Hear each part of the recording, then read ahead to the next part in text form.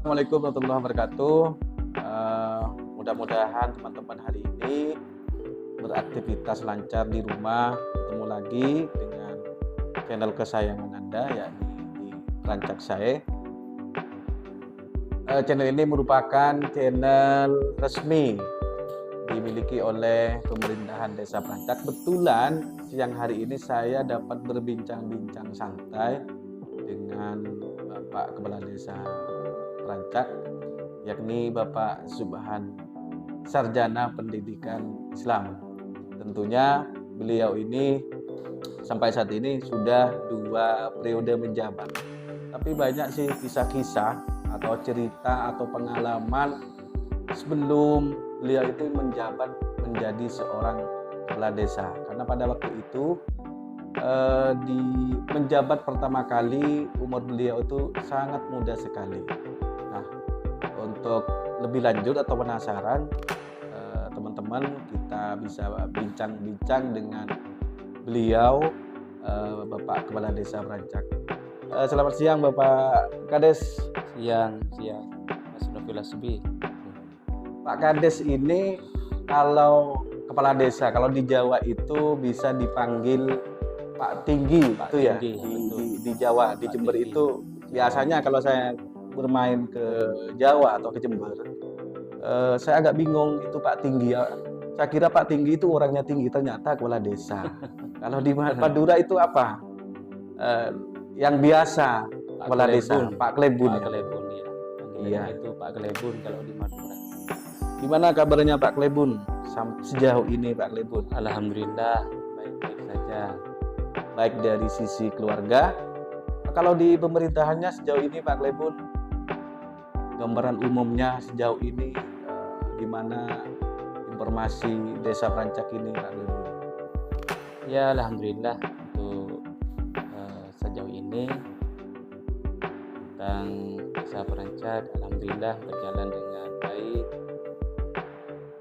berjalan dengan lancar segala aktivitas yang dilakukan oleh pemerintah desa.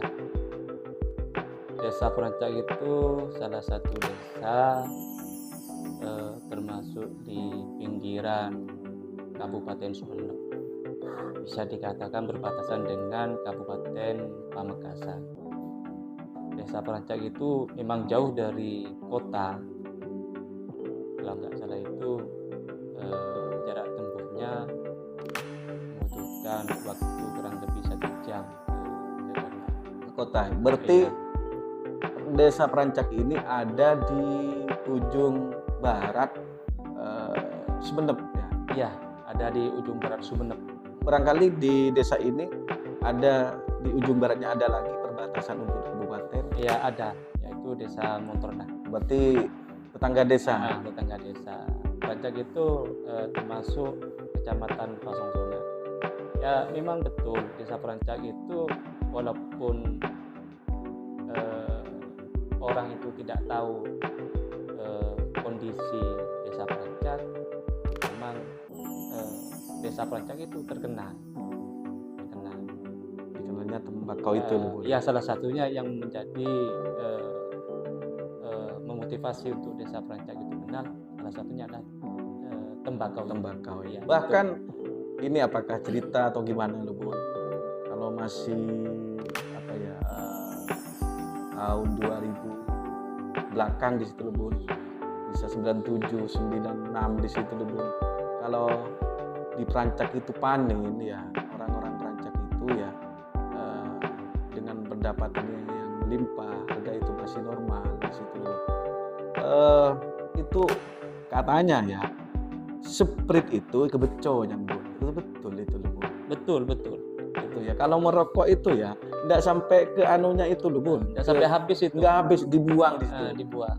Ya sebenarnya itu memang sudah menjadi apa namanya Kebiasaan. kegembiraan Kegembiraan, masyarakat, bentuk kegembiraan di bentuk situ. kegembiraan masyarakat untuk hasil tanam tembakau.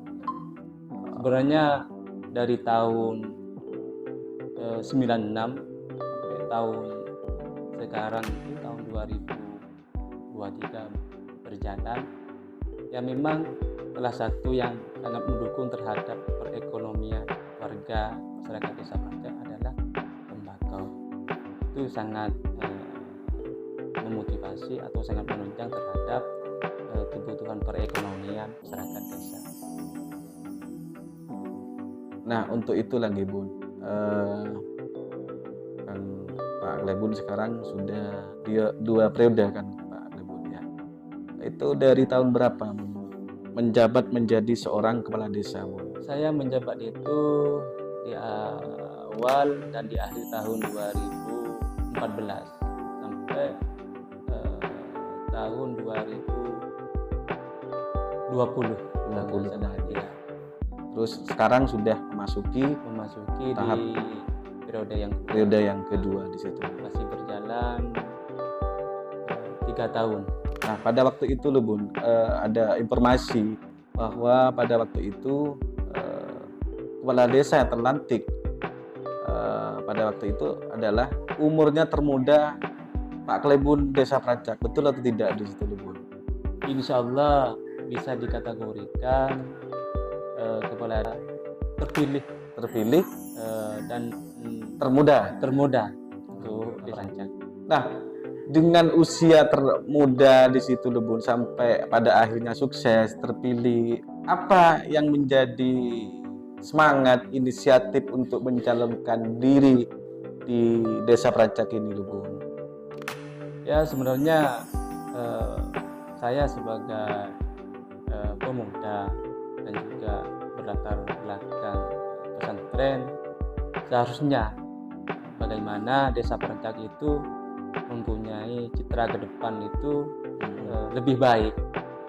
Di situ pandangan saya untuk terjun ke politik desa ini, sehingga kami di situ juga mempunyai visi dan misi yang cukup mendorong terhadap perkembangan Desa Prancak. Ya, alhamdulillah sampai sekarang ya bisa dikatakan berjalan dengan aktif, berjalan dengan baiklah, walaupun perubahan itu tidak 100% bisa dirasakan oleh masyarakat Desa Prancak.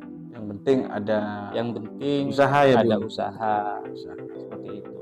Nah, tentunya Bun, kesuksesan itu kan tidak mudah, peruntungan tidak mudah. Bahkan ada pepatah mengatakan sukses itu kesuksesan itu tidak akan pernah datang kepada orang-orang yang malas itu. Bahkan Betul. artiannya saya beruntungan kesuksesan itu tidak mudah kita raih. Nah, Pak Glebun itu sebelum menduduki atau mencalonkan diri menjadi kepala Desa Prancak, ya salah satunya misi dan misinya sudah disebutkan tadi, yang sangat bagus sekali. Tentunya banyak persiapan sebelumnya, baik dari riwayat pendidikan di situ loh Bun.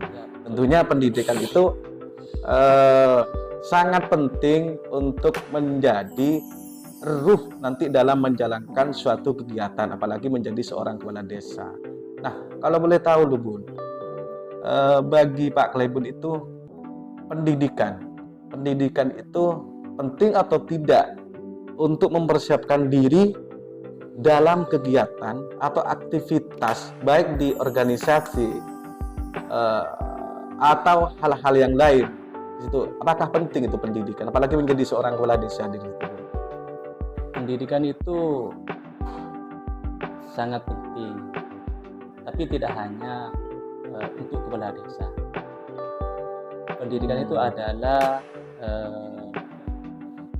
ilmu yang harus kita dapatkan dari bangku sekolah, baik di luar bangku sekolah, ataupun pendidikan itu bisa diraih atau diperoleh di berbagai organisasi.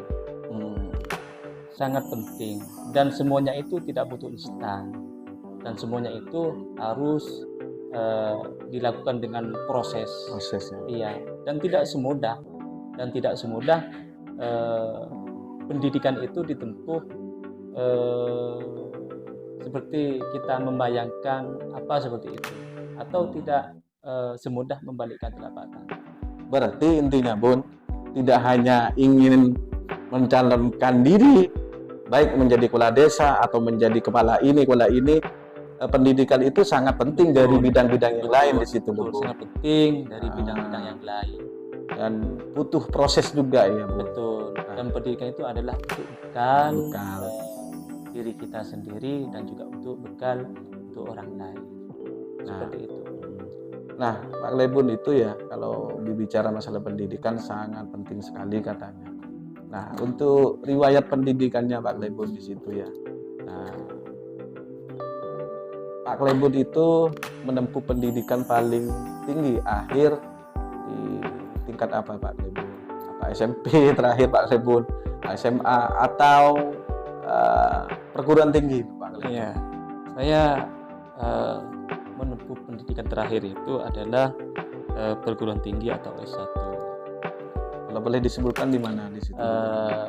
Di salah satu perguruan tinggi Anokoya, Gulu-Gulu. Di situ saya mengambil jurusan apa Pak Bu? Pendidikan S1-nya. Di sana saya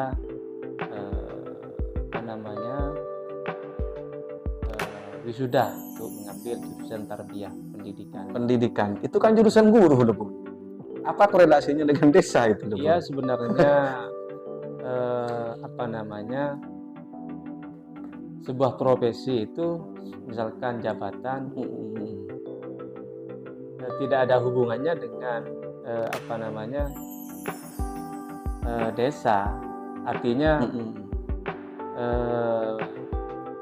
sarjana hukum, sarjana pendidikan, dan juga sarjana ekonomi.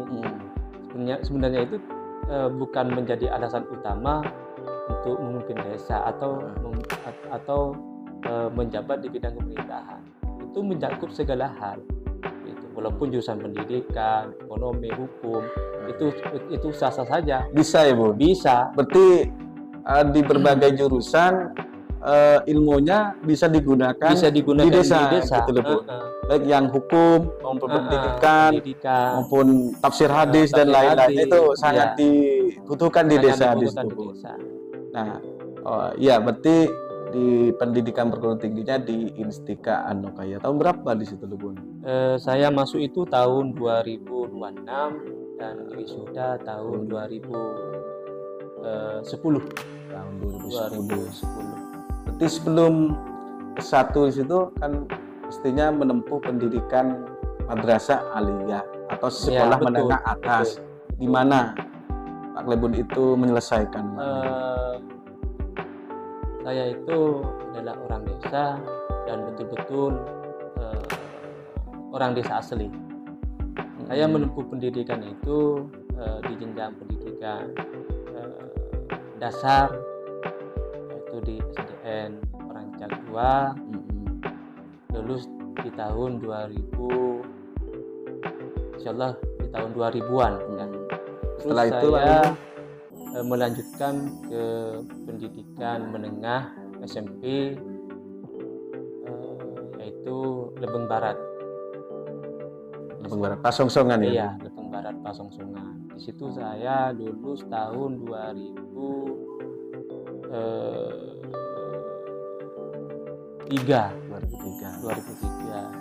Terus saya melanjutkan ke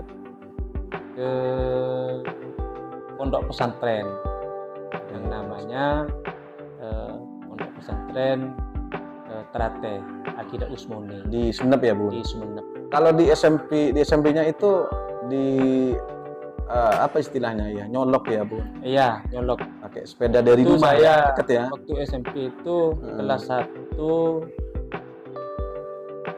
pas 1 tahun itu saya jalan kaki. Jalan kaki ke SMP? Iya, dari rumah ke SMP. Jauh Bu? Ya kurang lebih 3 kilo itu. Oh, 3 kilo jarak ya. tempuhnya 3 kilo. Apa yang membelatar belakangi semangatnya Pak Lebun itu sampai jalan kaki ke SMP itu? Apakah pendidikan penting atau memang takut kepada orang tua pada waktu itu Bun? Sebenarnya pada waktu itu secara secara ekonomi memang oh. memang pas-pasan Pas-pasan seperti ya. itu. Pas-pasan. Dan dan jarak tempuh 3 kilo itu memang tidak terasa kalau itu benar-benar diniatkan untuk mencari ilmu. Mencari ilmu ya. Mencari ilmu. Selain semangat mencari ilmu dan juga memang apa ya, secara uang saku pas-pasan, Iya, pas-pasan sehingga bisa berjalan kaki ke sana. Betul, ya. betul. Jarak 3 kilo ya 3 dari kilo, rumah dari ke rumah SMP-nya ke di SMP. situlah. Terus Pak Klem itu melanjutkan ke pondok pesantren di Trate ya, Bu. Berarti SMA-nya atau aliyahnya ditempuh di sana, Bu. Iya, di Trate. Selama berapa tahun di sana?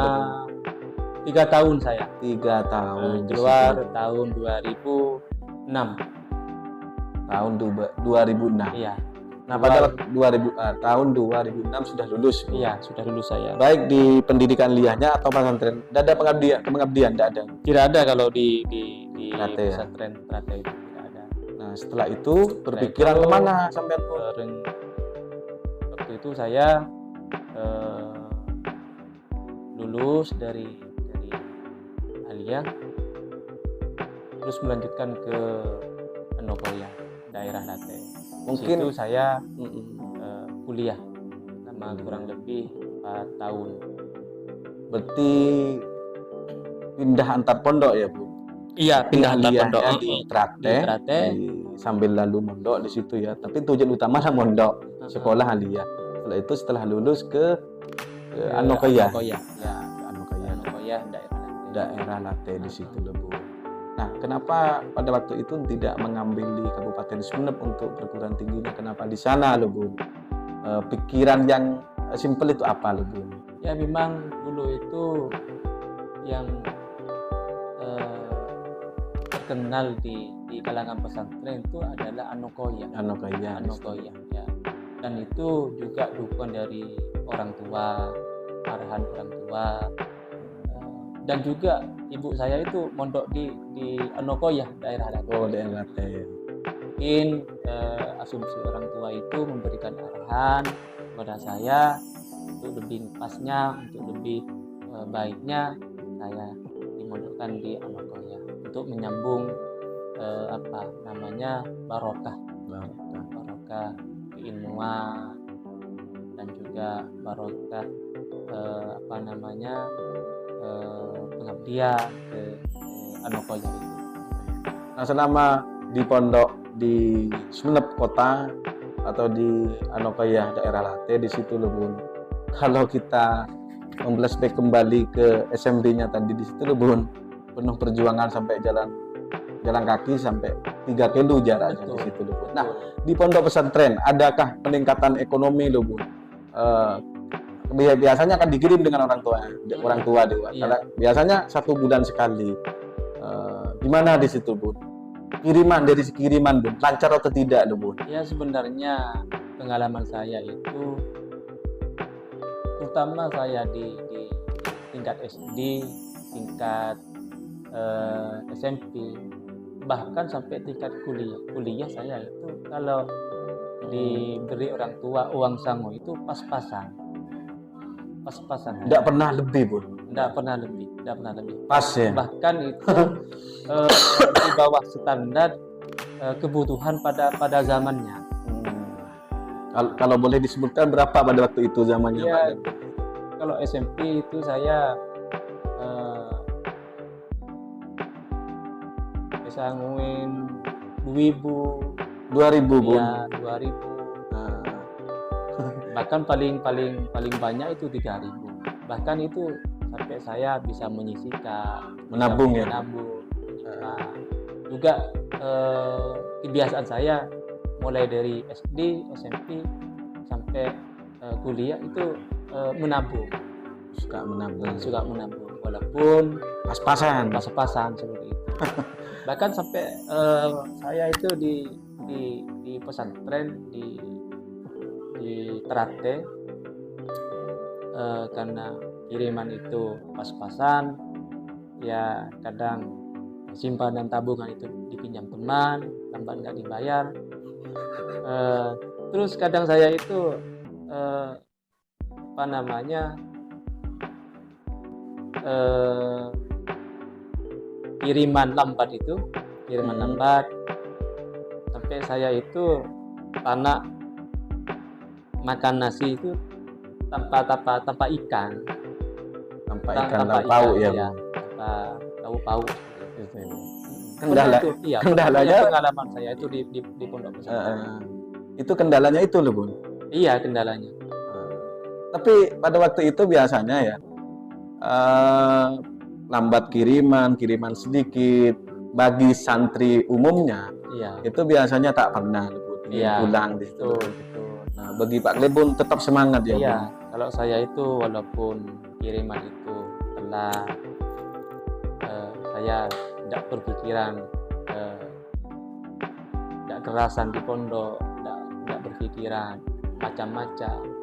Bahkan saya itu ya apa yang disampaikan barusan itu, Nana itu kadang sambalnya itu ikannya, lauk pauknya pakai kerupuk, tidak pakai cakalang, tidak pakai apa namanya.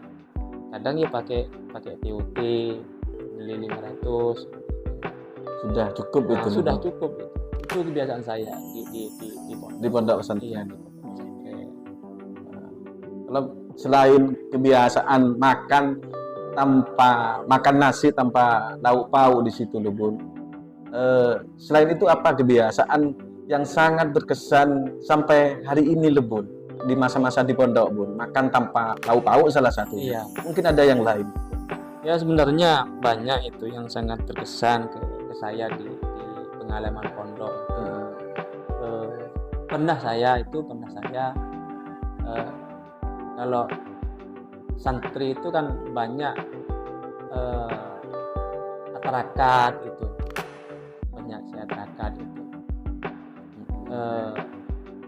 banyak orang itu mengatakan kalau ingin cepat hafal Terakat ya. Ya, terakatnya ini. Pernah saya itu 7 hari Tidak makan, tidak minum. bukannya tidak makan, tidak minum, makan tapi dicampur garam. Dicampur garam. Dicampur garam. Itu selama 7 hari. Itu terakat itu, Bun. Iya. Itu memang tidak punya uang untuk membeli. Tidak, memang itu termasuk salah satu upaya saya untuk memudahkan ilmu.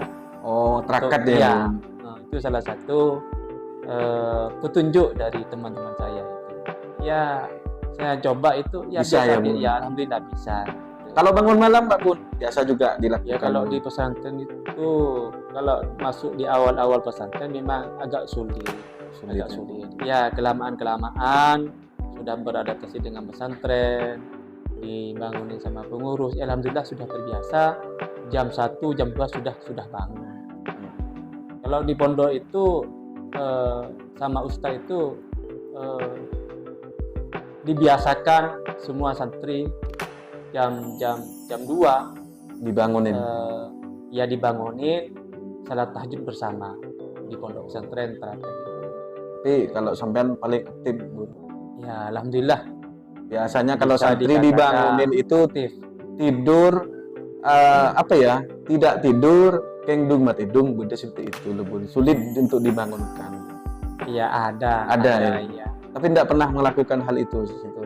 Ya, tidak pernah. Alhamdulillah selama saya mondok ya ikut aturan pondok pesantren. Ya, apapun manis dan pahitnya saya sudah merasakan hidup di pondok pesantren. Memang salah satu tempat yang layak untuk generasi kita atau anak kita, salah satunya pesantren.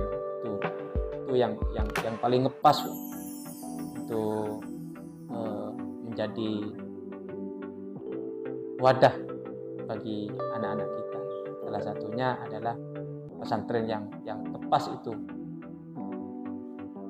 Berarti pondok pesantren menjadi pilihan Pak Klebun untuk diri sendiri dan bahkan ke anak-anak Pak Klebun nanti ya. Iya betul. Kenapa Bun kok menganggap seperti itu loh Bun? Kenapa pesantren itu sangat penting loh Bun? Karena lingkungan yang paling aman dan paling nyaman itu adalah pesantren. Tapi di pesantren bersebab kekurangan katanya. Kekurangan, sebuah ngantri di situ loh. Ya sebenarnya terkait penilaian itu tergantung diri sendiri mereka itu. Kalau selama saya hidup di pesantren, ya suka duka pasti dirasakan dan dijalani. Karena saya berinisiatif seperti itu, mempunyai pemikiran seperti itu, karena saya sudah berpengalaman. Kalau di pesantren itu banyak yang diperoleh, termasuk keilmuan dan juga termasuk organisasi, kesabaran juga kesabaran. Banyaklah di pesantren yang kita dapatkan. Di situ saya mempunyai pandangan bahwa pesantren itu adalah salah satu tempat yang paling aman dan paling nyaman untuk anak-anak kita. Nah, itu kan menempuh pesantren di dua, di Trateh dan di Anokaya daerah Trateh di situ Bun. Nah, sejak kapan Pak Klebun itu punya gambaran, punya pandangan, keinginan untuk menjadi kepala desa di situ Bun? Apa semenjak di SMA di Trateh atau di perguruan tingginya di Instika di situ Bun, di Anokaya? Munculnya angan-angan saya itu untuk menjadi kepala desa itu ketika saya masuk di pondok pesantren. Apa pertama kali muncul Bun? Ya sebenarnya saya itu termotivasi di apa namanya istilahnya di kampus itu ordik ya. Ordik. Di situ diajari kepemimpinan, diajari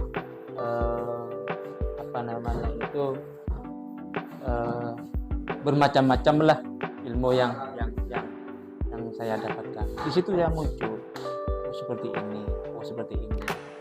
Sambil lalu memotret ke desanya ya. Sambil lalu apa yang menjadi kurangan di desa Prancak itu ya Bu? Iya betul. Jadi muncul keinginan itu sejak di Anokaya sejak menjadi mahasiswa. Iya, mahasiswa betul. Setelah itu lepas lulus tahun berapa itu tadi Bu? 2010. Apakah setelah tahun 2010 itu mencalonkan diri itu Bu? Enggak. Saya kawin dulu ya? Iya, kawin. Setelah itu ada pendaftaran. Kawinnya itu saya kalau nggak salah tahun 2000, pokoknya sebelum wisuda itu saya. Sebelum wisuda ya kawin. Tahun 2014 akhir saya ikut kontestasi politik desa. Ya, alhamdulillah waktu itu saya modal apa pada waktu itu Bun? Terpilih menjadi kepala desa. Modalnya Bun apa ya Bun? Iya sebenarnya mungkin yang pertama barokah dari orang tua, dari guru, dari pondok pesantren. Banyaklah proses-proses yang saya itu amalkan meraih kesuksesan itu sampai sekarang. Iya sampai sekarang. Mungkin hanya itu teman-teman sekilas tentang profil kepala desa Prancak, profil riwayat pendidikannya sampai ia ingin mencalonkan kepala desa, bahkan ia menjadi seorang kepala desa. Nah, untuk lebih lanjutnya tentang hal-hal lain tentang desa Prancak yang dipimpin oleh Bapak Subhan, mungkin lain hari kita akan ketemu, kita akan bahas, dan teman-teman bisa bertanya di kolom komentar nanti apa yang mau ditanyakan di desa Prancak di situ, karena saya yakin bahwa kepala desa ini sudah dipercaya sampai 2 periode. 2 periode, tentunya banyak pengalaman, pahit, manis, sehingga pemerintahan Desa Perancak ini berjalan dengan baik sampai saat ini. Dan banyak masyarakat merasakan sangat luar biasa, sehingga Perancak itu sendiri mempunyai tagline Perancak Saya. Ya, sudah yang saya dapat ulas siang hari ini dengan seorang kepala desa Perancak terpilih dari tahun 2014 sampai sekarang, sudah 2 periode. Kurang lebihnya mohon maaf. Assalamualaikum warahmatullahi wabarakatuh.